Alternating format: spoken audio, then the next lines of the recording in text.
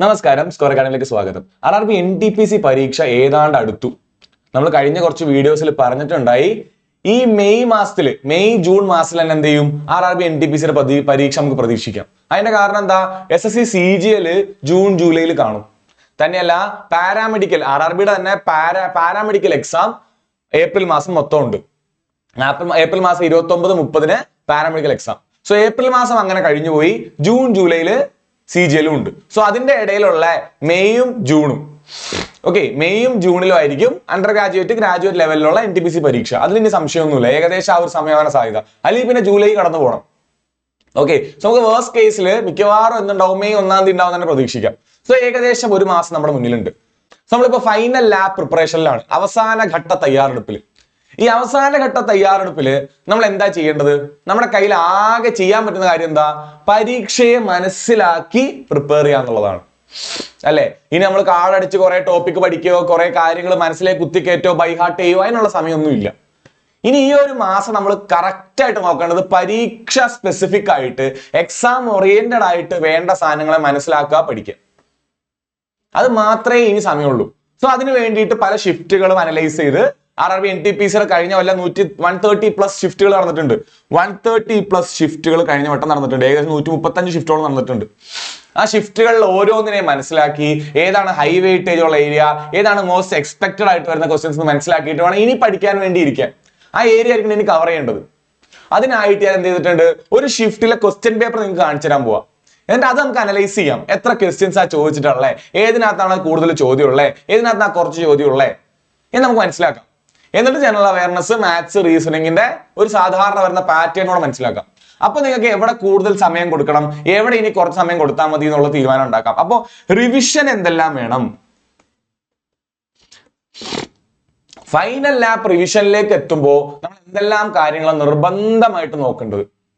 ഇവിടെ നമ്മൾ പരീക്ഷയെ മനസ്സിലാക്കുന്നു, റിവൈസ് ചെയ്യേണ്ട മോസ്റ്റ് എക്സ്പെക്റ്റഡ് ചോദ്യം, മോസ്റ്റ് എക്സ്പെക്റ്റഡ് ക്വസ്റ്റ്യൻസ്, അതുപോലെ ഹൈ വെയിറ്റേജ് ഏരിയനെ മനസ്സിലാക്കുന്നു.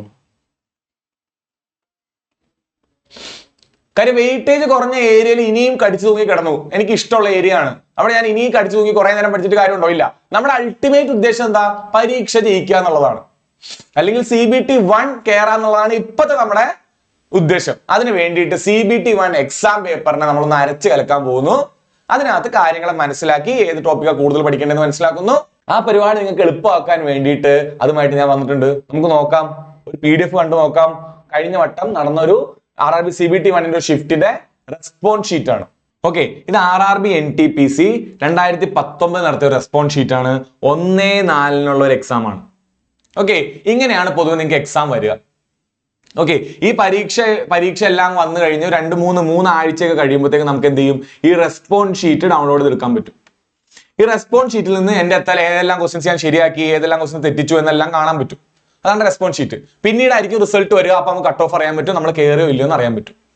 സോ ഈ റെസ്പോൺസ് ഷീറ്റ്, അതായത് ബേസിക്കലി 2019 ഒരു പേപ്പർ നമുക്ക് നോക്കാം.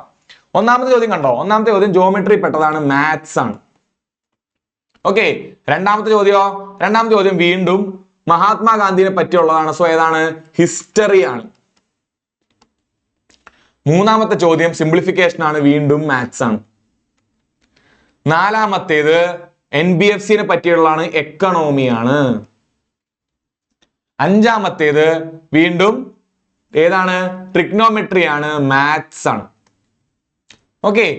വീണ്ടും അങ്ങനെ വന്നാൽ റിസർവ് ബാങ്ക്, എക്കണോമി. സോ നമുക്ക് ഇവിടെ നിന്ന് ഒരു കാര്യം മനസ്സിലായി, എന്താ? മിക്സഡ് ആയിട്ടാണ് ക്വസ്റ്റ്യൻസ് വരുന്നത്. സോ ഒന്നെങ്കിൽ നമ്മളെ ഒറ്റയടിക്ക് ആ ഒരു ഒഴുക്കിൽ പോവുക. ആ ഒരു ഒഴുക്കിൽ പോകുമ്പോൾ ഇത് ബുദ്ധിമുട്ടുള്ള മാത്സിന്റെ ചോദ്യങ്ങളോ അല്ലെങ്കിൽ ബുദ്ധിമുട്ടുള്ള റീസണിങ്ങിന്റെ ചോദ്യങ്ങളോ ഏതുപോലെ ഈ ചോദ്യം പോലെ. ഈ ചോദ്യം കണ്ടോ? W1, W2, W3, W4, W5 എന്ന് പറയുന്ന 3 വുമൺ ഉണ്ട്. W3, W4, W5. അവർ താമസിക്കുന്നത് പല ഹോട്ടലുകളിലാണ്. P, Q, R, S, T, W. Not necessarily in the same order. two women live in same hotel, one woman live in only one hotel, W4 does not live in P or R. ഇങ്ങനെയുള്ള കുറെ ടേംസും conditions തരും. അത് വെച്ചിട്ട് ഇതിൽ ഏതാണ് ശരി എന്ന് കണ്ടെത്തണം. സോ ഇത് അത്യാവശ്യം ടൈം കൺസ്യൂമിംഗ് ആണ്. ഒരു 2 മുതൽ 3 വരെ മിനിറ്റ് എടുക്കുന്ന ചോദ്യമാണ്. ആ സമയത്ത് നമുക്ക് ഞാൻ കാണിച്ചു തരാം. ആ സമയത്ത് ഒരു മാത്സിന്റെ അല്ലാത്ത ഒരു ജനറൽ അവയർനെസിന്റെ ഒരു ചോദ്യമാണെന്ന് വിചാരിക്കും. നമുക്ക് എത്ര സമയം എടുക്കും? ഈ ക്വസ്റ്റ്യൻ കണ്ടോ, ജനറൽ അവയർനെസ് ഒരു ക്വസ്റ്റ്യൻ ആണ്. 4 pairs each state and folk dance കൊടുത്തിട്ടുണ്ട്. ഇതിനകത്ത് ഏതാണ് ഇൻകറക്റ്റ് എന്ന് വെച്ചിട്ടുള്ളത്? നമുക്കറിയാം ആസാം ബിഹു ആണ്, ഗുജറാത്ത് ഗർഭയാണ്.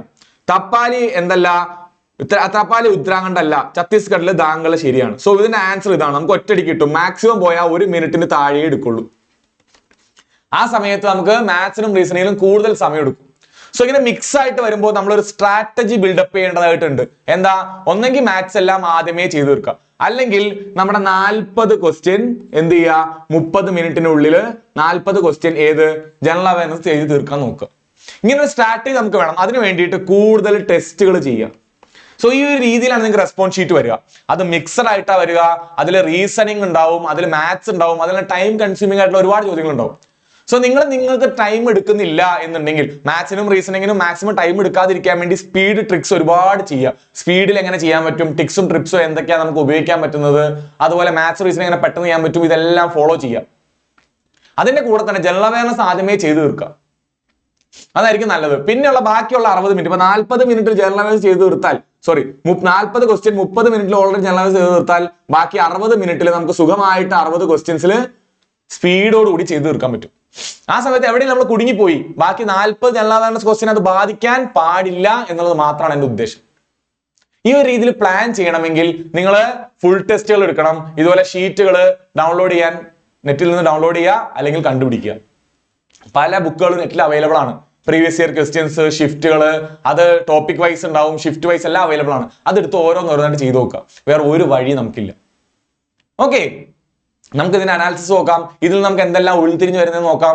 നമ്മൾ ഇപ്പോ കണ്ടത് ഒരു റെസ്പോൺസ് ഷീറ്റ് ആണ്. എന്താണ്? റെസ്പോൺസ് ഷീറ്റ് ആണ്. ഏതിന്റെ? NTPC 2019 എക്സാമിന്റെ റെസ്പോൺസ് ഷീറ്റ് ആണ് നമ്മളിപ്പോ കണ്ടത്. അതിനകത്ത് മാത്സിന് 30 മാർക്ക് കറക്റ്റ് ആയിട്ട് ചോദിച്ചിട്ടുണ്ട്. അതുപോലെ റീസണിങ്ങിന് 30 മാർക്ക് കറക്റ്റ് ആയിട്ട് ചോദിച്ചിട്ടുണ്ട്. ബാക്കി ചോദിക്കേണ്ടത് 40 മാർക്ക് ജനറൽ അവയർനെസ് നിന്നാണ്. അതിനകത്ത് 28 മാർക്ക് നമ്മുടെ മേജർ ടോപ്പിക്സിൽ നിന്നാണ് ചോദിച്ചിട്ടുള്ളത്. അതുപോലെ 7 mark current affair, 40 7 mark current affair, 5 mark science. ഇനി ഇവിടെ നിങ്ങൾ നോട്ട് ചെയ്യേണ്ട പോയിന്റ് മാത്രം ഞാൻ പറയാം. നിങ്ങൾക്ക് ഇവിടെ കാണാം, ഇത്രയും ഭാഗത്തിൽ നിന്ന്, അതായത് നമ്മുടെ major area history, geography, economy, polity, computer, ഇത്രയും ഭാഗത്തു നിന്ന് ഏകദേശം 23 മാർക്കിന്റെ ചോദ്യങ്ങൾ ചോദിച്ചിട്ടുണ്ട്. ഏകദേശം 23 മാർക്കിന് ഈ ഒരു ഭാഗത്താണ് ചോദ്യങ്ങൾ. സോ ഇവിടെ നിന്ന് എത്രയായി? ഇവിടെ നിന്ന് 60, ഇവിടെ നിന്ന് 23. സോ 83 മാർക്സിന് ചോദ്യങ്ങൾ ഈ ഒരു ഏരിയയിൽ കോൺസെൻട്രേറ്റഡ് ആണ്. സോ ഇവിടെ നിങ്ങൾ മനസ്സിലാക്കേണ്ടത് എന്താ? എൻവിയോൺമെന്റ്, അതുപോലെ സയൻസ് സബ്ജക്ട്സ് ആയിട്ടുള്ള ബയോളജി, കെമിസ്ട്രി, ഫിസിക്സ്, ഇത് 3നും വെയിറ്റേജ് വളരെ കുറവാണ്. ഈ 2 ടോപ്പിക്സിന്, എൻവയോൺമെന്റിനും സയൻസിനും കൂടി നോക്കിയാൽ വെയിറ്റേജ് വളരെ കുറവാണ്. സോ ഇനിയുള്ള ഒരു മാസം ഈ 2 ടോപ്പിക്സിന്റെ പുറകെ പോവാതെ ഈ 83 മാർക്ക് സ്കോർ ചെയ്യാനുള്ള കാര്യങ്ങൾ നോക്കുക. അപ്പൊ ഫിസിക്സ് പഠിക്കണ്ടെന്നാണോ? അല്ല, അതിന് പ്രീവിയസ് ഇയർ ക്വസ്റ്റ്യൻസ് മാത്രം നോക്കുക തൽക്കാലം. പഠിച്ചു തീർത്തവരൊക്കെ ഒരു പ്രശ്നവുമില്ല. പഠിക്കാത്തവര് ഇനി പ്രീവിയസ് ഇയർ ക്വസ്റ്റ്യൻ മാത്രം നോക്കുക. കാര്യം അതിനുള്ള സമയമുള്ളൂ. നമുക്കിവിടെ മാത്സിനും റീസണിങ്ങിനും കുറെ സമയം കൊടുക്കണം. ഓക്കെ, പിന്നെ വരുന്ന ഒരു പ്രശ്നം കറണ്ട് അഫേഴ്സ് ആണ്. രണ്ടാമത്തെ പ്രശ്നം കറണ്ട് അഫേഴ്സ് ആണ്. കറണ്ട് അഫേഴ്സിൽ തന്നെ കൂടുതൽ ചോദ്യങ്ങൾ ചോദിക്കുന്ന ഏതാ? ഇമ്പോർട്ടന്റ് ഡേയ്സ്, അപ്പോയിന്റ്മെന്റ്സ്, അവാർഡ്സ്, അല്ലെ, ഒബിച്വറീസ്, മരണപ്പെട്ട ആൾക്കാര്. ഈ പോലെ മൻമോഹൻ സിംഗ് മരണപ്പെട്ടു, സക്കീർ ഹുസൈൻ മരണപ്പെട്ടു, അവിടെ ചോദ്യങ്ങൾ ചോദിക്കാം. സോ കറണ്ട് അഫയേഴ്സിൽ അങ്ങനെ മേജർ ടോപ്പിക്സ് നിങ്ങൾക്ക് ഒരു 15 കമ്പൈലേഷൻ തന്നിട്ടുണ്ടാവും. ആ 15 ടോപ്പിക്സ് വ്യക്തമായിട്ട് പഠിച്ചാൽ കറണ്ട് അഫയേഴ്സിന്റെ 5 മാർക്കിൽ നിന്ന് നിങ്ങൾക്ക് എന്തായാലും ഒരു 5 മാർക്ക്, 7 മാർക്കിൽ നിന്ന് 5 മാർക്ക് എന്തായാലും സ്കോർ ചെയ്യാൻ പറ്റും. സോ അപ്പൊ നിങ്ങൾ 80 മാർക്ക് ക്രോസ് ചെയ്യും. സോ ഇവിടെ ഒരു പ്രശ്നക്കാരനായിട്ട് വരുന്ന എൻവയോൺമെന്റിനെയും സയൻസ് വിഷയങ്ങളെയും തൽക്കാലം നിങ്ങൾ PYQ മാത്രം പഠിക്കുന്നതാവും ബുദ്ധി. PYQ വെച്ചിട്ട് മനസ്സിലാക്കി പഠിക്കുന്നതാവും ബുദ്ധി. ബാക്കി സ്റ്റാറ്റിക്കില് പഠിക്കാൻ എളുപ്പമുള്ള കുറച്ച് കാര്യങ്ങളുണ്ട്. എന്താണ്? ഒന്നാമത്തത് ഡാൻസ്, പെയിന്റിങ്, മാർഷൽ ആർട്സ്. അതെല്ലാം കാണാതെ പഠിച്ചാൽ മതി, വേറെ പ്രത്യേകിച്ചൊന്നുമില്ല. ഡാൻസ്, പെയിന്റിങ്, മാർഷൽ ആർട്സ്, സ്പോർട്സിലുള്ള ടേംസ്. ഇപ്പൊ നിങ്ങൾക്ക് ക്രിക്കറ്റിലെ ടേംസ് നിങ്ങൾക്ക് ഓൾറെഡി അറിയാം, ഫുട്ബോളിലെ ടേംസ് അറിയാം. അങ്ങനെ ടേംസ് കുറച്ച് പഠിച്ചു പോവുക. അങ്ങനെ കുറച്ച് കാണാതെ പഠിക്കേണ്ട സ്റ്റാറ്റിക് GK പഠിച്ചാൽ ഒരു 2-3 ക്വസ്റ്റ്യൻ സ്റ്റാറ്റിക് GK കിട്ടാനുള്ള സാധ്യത കൂടുതലാണ്. ഫസ്റ്റ് പ്രസിഡന്റ് ആര്, ലാസ്റ്റ് പ്രസിഡന്റ് ആര്, ഇന്ത്യയിലെ ഏറ്റവും വലിയ പാലം ഏത്, അങ്ങനെയുള്ള ചോദ്യങ്ങൾ അത് സ്റ്റാറ്റിക് GKയിൽ കവർ ആയി പോകും. സോ ബേസിക്കലി നമ്മൾ പറയാൻ വന്ന കാര്യം, മാത്സ് ആൻഡ് റീസണിങ്ങിൽ നിന്ന് 60 മാർക്കിൽ നിന്ന് 50 മാർക്ക് 50+ സ്കോർ ചെയ്യാതെ NTPC ക്വാളിഫൈ ചെയ്യാൻ ബുദ്ധിമുട്ടാണ്. സോ മാത്സും റീസണിങ്ങും ഇനി പഠിച്ചാലും കിട്ടും. ഇനി പഠിച്ചാലും കൂടുതൽ പ്രീവിയസ് ഇയർ ക്വസ്റ്റ്യൻസ് ചെയ്തുകൊണ്ടേയിരിക്കുക. ഓക്കെ. അതുപോലെ ജനറൽ അവയർനെസിന്റെ മേജർ ആയിട്ടുള്ള ആൾക്കാർ history, geography, economy, polity, computer. അതിൽ കമ്പ്യൂട്ടർ ഒരു പുലിയാണ്. കാര്യം എന്താ? വളരെ ചെറിയ സിലബസാ, പക്ഷെ 4 മാർക്ക്. കണ്ടോ, 4 മാർക്ക് ചോദിക്കുന്നുണ്ട്. ഏത്? എക്കണോമി ചോദിക്കുന്ന പോലെ, ജോഗ്രഫി ചോദിക്കുന്ന പോലെ അത്രയും തന്നെ കമ്പ്യൂട്ടറിനും ചോദിക്കുന്നുണ്ട്. സോ കമ്പ്യൂട്ടർ ആരും സ്കിപ്പ് ചെയ്യരുത്. എല്ലാവരും പഠിക്കാതെ വിടുന്ന സാധനമാണ് കമ്പ്യൂട്ടർ. കമ്പ്യൂട്ടർ ആരും സ്കിപ്പ് ചെയ്ത് നിർബന്ധമായിട്ട് കമ്പ്യൂട്ടർ പഠിക്കാം. കമ്പ്യൂട്ടറിന് 4 ചോദ്യം ചോദിക്കും. സോ ഏകദേശം ഈ ഭാഗത്ത് നിന്ന് 23 ചോദ്യങ്ങളാ ചോദിക്കുക. അതിൽ നിന്ന് ഒരു 18+ എങ്കിലും സ്കോർ ചെയ്യാൻ നിങ്ങൾക്ക് പറ്റണം. നിർബന്ധമായിട്ടും 18+ സ്കോർ ചെയ്യാൻ നിങ്ങൾക്ക് പറ്റണം. അതിനുള്ള പഠിത്തം നിങ്ങൾ പഠിച്ചേ പറ്റുള്ളൂ, വേറെ ഒരു വഴിയുമില്ല. പിന്നെ ഉള്ളത് കറണ്ട് അഫയറും സ്റ്റാറ്റിക് GKയുമാണ്. Current affair and static GK. Current affair and static GK മൊത്തം 7 മാർക്കും 5 മാർക്കുമാണ്. 7 മാർക്കിന് കറണ്ട് അഫയറും 5 മാർക്കിന് 7 മാർക്കിന് സ്റ്റാറ്റിക് GK, 7 മാർക്കിന് കറണ്ട് അഫയറും 5 മാർക്കിന് സ്റ്റാറ്റിക് GK ആണ് ചോദിക്കുന്നത്. സോ അവിടെ മൊത്തം നമുക്ക് എത്ര മാർക്കാണുള്ളത്? 12 മാർക്കാണുള്ളത്. അവിടെ നിന്ന് ഒരു 7 മാർക്ക് സ്കോർ ചെയ്യാൻ നിങ്ങൾക്ക് പറ്റണം. അങ്ങനെ ആയാൽ മാത്രമേ ഒരു 75 അടുത്ത് നിങ്ങളുടെ സ്കോർ എത്തുള്ളൂ. ബാക്കി നോർമലൈസ് എല്ലാം ചെയ്ത് നിങ്ങൾ എല്ലാത്തിനും ക്വാളിഫൈ ചെയ്യാനുള്ള സാധ്യത കൂടുതലാണ്. സോ ഫൈനൽ ലാപ്പില് നിങ്ങൾ കൂടുതൽ PYQ ചെയ്യുക. അതുപോലെ ഈ പറയുന്ന വിഷയങ്ങൾ, അതിനകത്ത് ജനറൽ അവയർനെസിന്റെ ഈ വിഷയങ്ങളെ മാക്സിമം റിവൈസ് ചെയ്യുക. ഹിസ്റ്ററി, ജോഗ്രഫി, എക്കണോമി, പൊളിറ്റി, അതുപോലെ അതുപോലെ കമ്പ്യൂട്ടർ. ഇത്രയും സാധനത്തിനെ റിവൈസ് ചെയ്തുകൊണ്ടേയിരിക്കുക. ഈ ഒരു ഏരിയനെ കളയാതിരിക്കുക, ഈ ഒരു ഏരിയനെ റിവൈസ് ചെയ്തുകൊണ്ടേയിരിക്കുക. ഏറ്റവും ഇമ്പോർട്ടന്റ് ആയിട്ടുള്ള ഏരിയ ആണ് ഇത്. History, geography, economy, polity, computer. Okay. അതുപോലെ മാത്സ്, റീസണിങ്. ഈ ഭാഗം ക്വസ്റ്റ്യൻസ് ചെയ്തുകൊണ്ടേയിരിക്കുക. ഇനിയുള്ള 1 മന്തില് ഇവരുടെ റിവിഷൻ, ഇവരുടെ PYQ ക്വസ്റ്റ്യൻസ്, ഇത് രണ്ടുമായിരിക്കണം നിങ്ങളുടെ അജണ്ട. ഫൈനൽ ലാപ്പ് അജണ്ട ഇത് രണ്ടുമായിരിക്കണം. അതിലൊരു ഡൗട്ടും വേണ്ട. ഈ 2 കാര്യങ്ങളാണ് നമ്മൾ ഇനി ഫൈനൽ ലാപ്പിൽ ചെയ്യേണ്ടത്. പിന്നെ സയൻസ് എന്ത് ചെയ്യുക? സയൻസും എൻവയോൺമെന്റും PYQ മാത്രം നോക്കുക. ഇനി പഠിക്കാത്ത ആൾക്കാർ പുതിയതായിട്ട് പഠിക്കാതിരിക്കുക. PYQ വെച്ച് അനലൈസ് ചെയ്യുക. സ്റ്റാറ്റിക് GKയും മാക്സിമം PYQ വെച്ചിട്ട് തന്നെ പഠിക്കുക. പ്രീവിയസ് ഇയർ ക്വസ്റ്റ്യൻ വെച്ചിട്ട് പഠിക്കുക. നമ്മൾ കറണ്ട് അഫയേഴ്സിന് നിങ്ങൾക്ക് എന്ത് ചെയ്തിട്ടുണ്ട്? ബുക്ക്ലെറ്റ്സ് തന്നിട്ടുണ്ട്. ഓരോ ടോപ്പിക് വൈസ് ബുക്ക്ലെറ്റ്സ് തന്നിട്ടുണ്ട്. അത് വ്യക്തമായിട്ട് പഠിക്കുക. ഒരു 80 അടുത്ത് നമുക്ക് സ്കോർ ചെയ്യാൻ പറ്റിയാൽ നമ്മൾ എല്ലാ പോസ്റ്റിനും കയറും. അത് ഗ്രാജുവേറ്റ് ആയിക്കോട്ടെ, അണ്ടർ ഗ്രാജുവേറ്റ് ആയിക്കോട്ടെ, എല്ലാ പോസ്റ്റും നമ്മൾ ക്വാളിഫൈ ചെയ്യും. ഏകദേശം ഒരു 80 സ്കോറിൽ എത്താൻ പറ്റിയ. പിന്നെ അവിടെ നോർമലൈസേഷനും കാര്യങ്ങളൊക്കെ ഉണ്ടാവും. അത് നിങ്ങൾ പ്രശ്നമാക്കണ്ട, നിങ്ങൾ ആക്കണ്ട. ഒരു 75-80 എത്താൻ പറ്റിയാൽ നിങ്ങൾ നല്ലോണം പഠിച്ചു എന്നതിന്റെ അർത്ഥം. അതിന് വേണ്ടിയിട്ട് നിങ്ങൾ ഓരോ ടോപ്പിക്കും, ഇപ്പൊ നമ്മൾ കണ്ട ആ ഷീറ്റ് വെച്ച് നോക്കുമ്പോൾ നിങ്ങൾ എന്തൊക്കെയാ ചെയ്യേണ്ടത്? ഫൈനൽ ലാപ്പിൽ എന്തൊക്കെയാ മനസ്സിലാക്കേണ്ടത്? ഒന്ന്, പേപ്പർ മിക്സഡ് ആയിട്ടാ വരിക. അതായത് ഒരു റീസണിങ് വന്നു, ഒരു മാത്സ് വന്നു, ഒരു ജോഗ്രഫി വന്നു, വീണ്ടും മാത്സ്, പിന്നെ മോഡേൺ ഇന്ത്യ വന്നു, പിന്നെ എൻവയോൺമെന്റ് വരാം, എന്തും വരാം. അങ്ങനെ മിക്സ് ചെയ്താ വരുന്നത്. സോ അവിടെ എന്ത് പറ്റും? റീസണിങ്ങിന്റെ ഒരു ക്വസ്റ്റ്യൻ ഞാൻ കാണിച്ചു. അതിന് ഏകദേശം 2 to 3 minutes എടുക്കും. അത് ആൻസർ ശരിയായാൽ. ചില സാഹചര്യങ്ങളിൽ ആൻസർ ശരിയാവാതെ കിട്ടുമ്പോഴോ 5 minute ഒക്കെ ആ ഒരു ചോദ്യം കൊണ്ടുപോകും. സോ നിങ്ങൾ എന്ത് ചെയ്യുക? കുറെ ടെസ്റ്റുകൾ ചെയ്തിട്ട് നിങ്ങളുടെ സമയം കൂട്ടാൻ നോക്കുക. നിങ്ങൾ ആദ്യമേ മാത്സ് ചെയ്ത് തീർക്കണം, അല്ലെങ്കിൽ ആദ്യമേ മാത്സ് ചെയ്ത് തീർക്കുക. അല്ലെങ്കിൽ ജനറൽ അവയർനെസ്സിന്റെ 40 ക്വസ്റ്റ്യൻ ആദ്യമേ ചെയ്ത് തീർക്കാം. അപ്പൊ ജനറൽ അവയർനെസ്സിന്റെ 40 ക്വസ്റ്റ്യൻ ആദ്യമേ ചെയ്ത് തീർത്താൽ ഒരു 30 മിനിറ്റ് കൊണ്ട് 40 ക്വസ്റ്റ്യൻ ചെയ്ത് തീർക്കാൻ പറ്റുമെങ്കിൽ ബാക്കി 60 മിനിറ്റ് ആർക്ക് കൊടുക്കാം? ബാക്കി 60 മിനിറ്റ് മാത്സ് ആൻഡ് റീസണിങ്ങിന്റെ 60 ചോദ്യങ്ങൾക്ക് കൊടുക്കാം. അപ്പൊ ഒരു ക്വസ്റ്റ്യൻ 1 മിനിറ്റ് വെച്ച് കൊടുക്കാം. പെർഫെക്റ്റ് ആണ്. ആ സമയത്ത് നിങ്ങൾ 80 ക്വസ്റ്റ്യൻ, ഇപ്പൊ നിങ്ങൾ RRB JEE എക്സാം കഴിഞ്ഞു, അതുപോലെ ALPയുടെ എക്സാം കഴിഞ്ഞു, അതുപോലെ ടെക്നീഷ്യന്റെ എക്സാം കഴിഞ്ഞു. ഇതിന്റെ മൂന്നിന്റെയും കുട്ടികൾ നമ്മളോട് സംസാരിച്ചപ്പോൾ പറഞ്ഞ കാര്യം എന്താ? 80 ചോദ്യം കണ്ടുള്ളൂ മാഷെ, ബാക്കി ഒരു 20 ചോദ്യം ഞാൻ കണ്ടിട്ട് പോലുമില്ല, എനിക്ക് സമയം കിട്ടിയില്ല. മെയിൻ കാരണം റീസണിങ്ങിന്റെ ചില ചോദ്യങ്ങൾ കുഴപ്പിച്ചു കളഞ്ഞു, മാത്സിന്റെ കുറെ ചോദ്യങ്ങൾ കുഴപ്പിച്ചു കളഞ്ഞു. ഇനി നിങ്ങൾ മനസ്സിലാക്കുക, ഈ 80 എണ്ണത്തിൽ അവന്റെ 60 എണ്ണം ശരിയായിട്ടുണ്ടെങ്കിൽ പോലും പുള്ളി ക്വാളിഫൈ ആവില്ല. കാര്യം എന്താ? 20 എണ്ണം പുള്ളി കണ്ടിട്ടേ ഇല്ല. ഈ 20 എണ്ണത്തിൽ പുള്ളിക്ക് മിക്കവാറും 10 15 അറിയാവുന്നേ ഉണ്ടാവും, എന്നാലേ പുള്ളി ക്വാളിഫൈ ആവുള്ളൂ.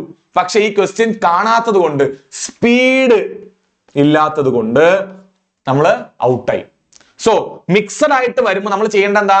റീസണിങ്ങിന്റെ time consuming questions, maths and റീസണിങ്ങിന്റെ സ്പീഡ് ട്രിക്സ് വെച്ചിട്ട് എത്രയും പെട്ടെന്ന് ചെയ്യാവുന്ന ലെവലിലേക്ക് നമ്മൾ ഉയരണം. നമുക്ക് വ്യക്തമായിട്ടുള്ള സ്ട്രാറ്റജി വേണം. എങ്ങനെ? ജനറൽ അവയർനെസിന്റെ ചോദ്യങ്ങൾ ഞാൻ 30 മിനിറ്റ് കൊണ്ട് ചെയ്ത് തീർക്കും. ഓക്കെ, 40 ചോദ്യങ്ങൾ 30 മിനിറ്റോ അതിൽ കുറച്ചോ ചെയ്ത് തീർക്കും. എന്നിട്ട് ഞാൻ മാത്സ് ആൻഡ് റീസണിങ് ബാക്കി 60 മിനിറ്റ് എടുത്തിട്ട് എന്നെ കൊണ്ട് പറ്റുന്ന മാക്സിമം ചോദ്യങ്ങൾ ഞാൻ ചെയ്യും. അങ്ങനെ ഒരു 95+ ചോദ്യങ്ങളെങ്കിലും ഞാൻ കാണാതെ എന്റെ മുന്നിൽ കൂടെ പോരുത്. എല്ലാ ചോദ്യങ്ങളും ഞാൻ കണ്ടിട്ട് തന്നെ പോണം. അങ്ങനെ ആവുമ്പോൾ നിങ്ങൾക്ക് ഒരു 80+ എത്താൻ പറ്റുകയേ ഉള്ളൂ. ഈ ചോദ്യങ്ങൾ കാണാത്ത ഒരാൾ ഒരു കാരണവശാലും ക്വാളിഫൈ ആവില്ല. കാര്യം എന്താ? 70 to 80 മാർക്ക് എന്ന് പറഞ്ഞാൽ തമാശയല്ല. 90-95 ചോദ്യങ്ങൾ കണ്ടവൻ മാത്രമേ അവിടെ വരെ എത്തുള്ളൂ.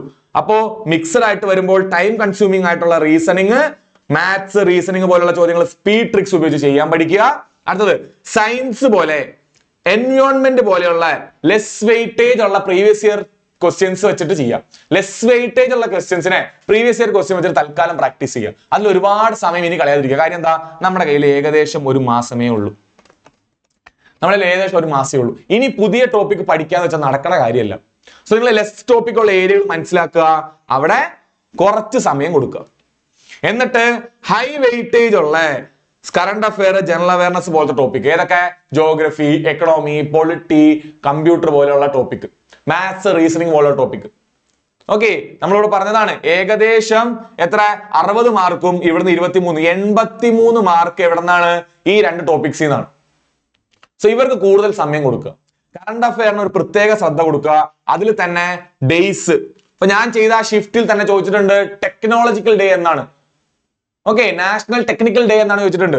ഡേയ്സ്, റീസെന്റ് ആയിട്ടുള്ള അപ്പോയിന്റ്മെന്റ്സ്, ഇപ്പൊ അടുത്ത് മരിച്ച ആൾക്കാർ, ഫോർ എക്സാമ്പിൾ ഇപ്പൊ അടുത്ത് മരിച്ച ആൾക്കാരാണ് മൻമോഹൻ സിംഗ് മരിച്ചു, അതുപോലെ സക്കീർ ഹുസൈൻ മരിച്ചു. ഓക്കെ, സോ ഇങ്ങനെ പ്രോമിനന്റ് ആയിട്ടുള്ള ആൾക്കാർ മരിച്ചാൽ അത് ചോദിക്കാം. പിന്നെ ഇമ്പോർട്ടന്റ് ബുക്സ് ചോദിക്കാം. ഓക്കെ, അവാർഡ്സ് ചോദിക്കാം. സോ ഇതുപോലെയുള്ള എല്ലാ പരീക്ഷയ്ക്കും ചോദിക്കുന്ന കാര്യങ്ങളുണ്ട്. അതുപോലെ സ്പോർട്സ്, എല്ലാ പരീക്ഷയ്ക്കും ചോദിക്കുന്ന ഈ കാര്യങ്ങൾ നിർബന്ധമായിട്ട് കറണ്ട് അഫെയർ നോക്കിയിട്ട് പോവാം. കാര്യം ഈ ചോദ്യം എല്ലാവരും ആൻസർ ചെയ്യും, നിങ്ങളും ചെയ്യണം. അല്ലെങ്കിൽ നമ്മൾ മാത്രം ഔട്ടാവും, അവർ കയറിപ്പോവും. സോ കറണ്ട് അഫെയറിന് പ്രത്യേക ശ്രദ്ധ കൊടുക്കുക. സോ ഫൈനൽ ലാപ്പിൽ നിങ്ങളുടെ സ്ട്രാറ്റജി എന്തായിരിക്കണം? മിക്സഡ് ആയിരിക്കും ടോപ്പിക് വരിക, കൂടുതൽ ടെസ്റ്റുകൾ ചെയ്യുക, സ്പീഡ് ബിൽഡപ്പ് ചെയ്യുക. ഓക്കെ, അതുപോലെ സ്ട്രാറ്റജി കൊണ്ടുവരാം. ജനറൽ അവയർനെസ് എത്ര നേരം കൊണ്ട് തീർക്കും, മാത്സ് റീസണിംഗ് എത്ര നേരം കൊണ്ട് തീർക്കും, അങ്ങനെ വ്യക്തമായിട്ടുള്ള സ്ട്രാറ്റജി കൊണ്ടുവരിക. ഓക്കെ, ഈ ഒരു മാസം പരീക്ഷനെ നോക്കി, ഈ ഷിഫ്റ്റുകളെ നോക്കി, റെസ്പോൺസ് ഷീറ്റുകളെ നോക്കിയിട്ട് വേണം മുന്നോട്ട് പോകാൻ.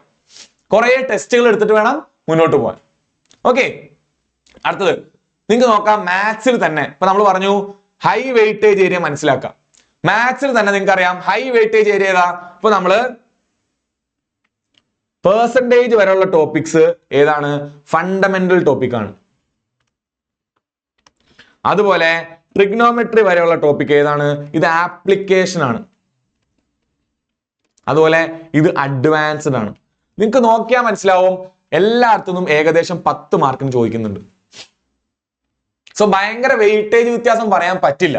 പക്ഷെ എന്നാലും നമുക്ക് കാണാം മെൻസുറേഷനിൽ നിന്നാണ് ജോമെട്രിനേക്കാൾ ചോദ്യങ്ങൾ കൂടുതൽ. കണ്ടോ? പ്രോബ്ലംസ് ഓഫ് ഏജിൽ നിന്ന് ചോദ്യങ്ങൾ കുറവാണ്. സോ അവിടെ കുറച്ച് സമയം കൊടുക്കുക. അങ്ങനെ ഡിസ്ട്രിബ്യൂട്ട് ചെയ്യാൻ പറ്റണം. ഓക്കെ, ഇത് മൊത്തം 30 ചോദ്യങ്ങളിൽ നിന്ന് എത്ര ചോദ്യങ്ങൾ ഓരോ വിഷയത്തിനും മാത്സ് ചോദിക്കും എന്നുള്ളതിന്റെ ഒരു കണക്കാണ്. ഇത് നമ്മൾ കുറെ ഷിഫ്റ്റുകൾ അനലൈസ് ചെയ്തിട്ട് ഉണ്ടാക്കിയതാണ്. ഓക്കെ, നിങ്ങൾക്ക് ഉപകാരത്തിലേക്ക് വരാൻ വേണ്ടിയിട്ട്. സോ മാത്സിനും റീസണിങ്ങിനും നിങ്ങൾക്ക് ഈ പറയുന്ന പോലെ ഏകദേശം ഒരുപോലെ ചോദ്യങ്ങൾ നിങ്ങൾക്ക് കാണാം. കണ്ടോ, 2 to 3, 2 to 3, 1 to 2. വെൻ ഡയഗ്രത്തിന്റെ ചോദ്യങ്ങൾ കുറയാൻ കാരണം എന്താ? സിലോജിസും വെൻ ഡയഗ്രവും ഏകദേശം ഒരുപോലെ ആയതുകൊണ്ടാണ്, അല്ലെ? സിലോജിസും വെൻ ഡയഗ്രം ഏതാണ്ട് ഒരുപോലെയാണ്. സോ രണ്ടും കൂടി കൂട്ടി ഒരു 3 ചോദ്യം ചോദിക്കുന്നുണ്ടല്ലോ. ഓക്കെ, ആ രീതിയിൽ നിങ്ങൾ അനലൈസ് ചെയ്യാം. അടുത്തത് ജനറൽ അവയർനെസ് നോക്കുമ്പോഴോ നിങ്ങൾക്ക് കാണാം, നമ്മൾ നേരത്തെ പറഞ്ഞ ഈ കോർ ഏരിയയിൽ എൻവയോൺമെന്റ് ഒഴിച്ച് ബാക്കി എല്ലാത്തിൽ നിന്നും ചോദ്യങ്ങളുടെ എണ്ണം കൂടുതലാണ്. ഏകദേശം 25 ക്വസ്റ്റ്യൻസ്, 40 നിന്ന് 25 ക്വസ്റ്റ്യൻസ് ഈ ഏരിയയിൽ നിന്ന്. പിന്നെ ഒരു മേജർ ആൾ വരുന്നത് ആരാണ്? ഇവർ രണ്ടുപേരാണ്, സ്റ്റാറ്റിക്കും കറണ്ട് അഫയറും. ബാക്കി സയൻസിൽ നിന്ന് ചോദ്യങ്ങൾ പൊതുവേ കുറവാണ്. ഒരു 4 to 5 ക്വസ്റ്റ്യൻസ് ചോദിച്ചു. സോ നിങ്ങൾ ഈ ഏരിയ ഈ സയൻസും എൻവയോൺമെന്റും ഏതൊക്കെയാണ്? എൻവയോൺമെന്റും സയൻസും പ്രീവിയസ് ഇയർ ക്വസ്റ്റ്യൻ ചെയ്യുക. ബാക്കി ഈ മേജർ ആയിട്ടുള്ള ടോപ്പിക്സ് എല്ലാം നിങ്ങൾ റിവൈസ് ചെയ്തുകൊണ്ടേയിരിക്കുക. സോ ഒരു 25+ മാർക്സ് നമുക്ക് എവിടെ നിന്ന് കിട്ടണം? ഈ കോർ ഏരിയന്നും കറണ്ട് അഫയർന്നും എല്ലാത്തിനും നമുക്ക് ഒരു 25+ മാർക്ക് കോർ ഏരിയന്നും ബാക്കി ഒരു 10+ മാർക്ക് എവിടെ നിന്ന് കിട്ടണം? കറണ്ട് അഫയർന്നും സ്ട്രാറ്റജിക്കൊന്നും കിട്ടണം. ആ രീതിയിൽ പ്ലാൻ ചെയ്യണം നമ്മൾ. ഓക്കെ, സോ വളരെ റിയലിസ്റ്റിക് ആയിട്ട് നമുക്ക് എന്ത് ചെയ്യാൻ പറ്റണം? ഈ ഒരു ഷിഫ്റ്റാണ് എനിക്ക് വന്നത്. എനിക്ക് ഈ ഒരു ഷിഫ്റ്റാണ് വന്നതെങ്കിൽ ഈ ഏരിയയിൽ നിന്ന് 60 ചോദ്യങ്ങൾ എനിക്ക് വന്നു.